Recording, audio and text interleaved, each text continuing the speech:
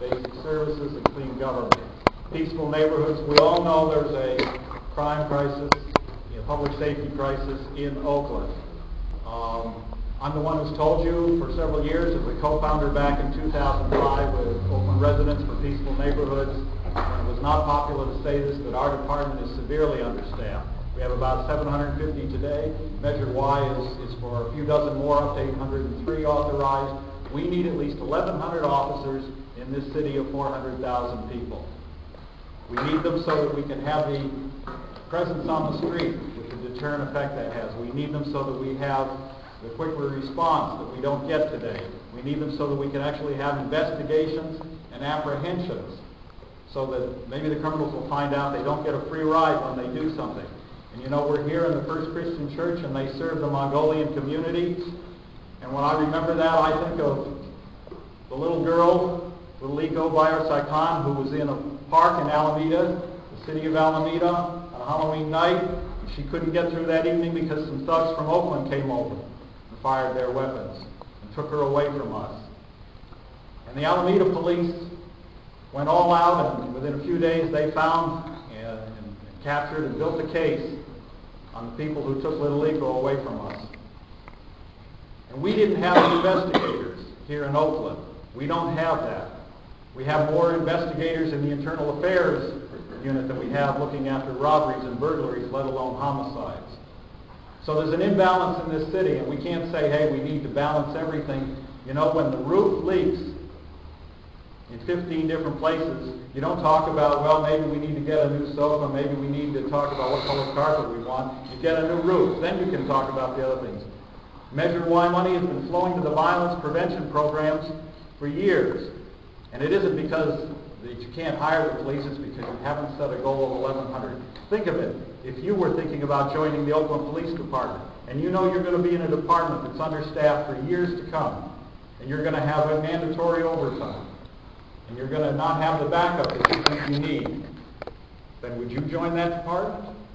And as a matter of fact, you look at the academy statistics, and more of them leave during the academies because they get disgusted with Oakland than because they can't learn the shooting or pass some physical test. And to show you the atmosphere and the culture of disrespect that dominates our streets that we need to change and also dominates City Hall, there's one other thing.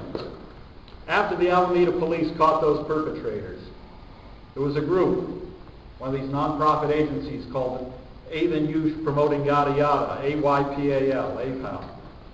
And they actually complained that the Alameda police did a successful job and actually used the fact that they heard some conversation which mentioned last names of people, and those happened to be Asian names, and that they actually went and talked to people based on those names.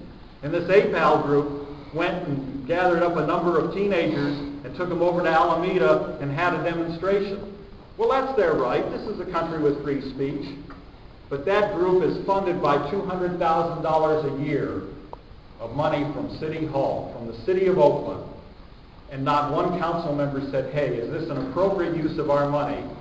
Is this the sort of thing that we should be teaching our children, that the police shouldn't be doing their job?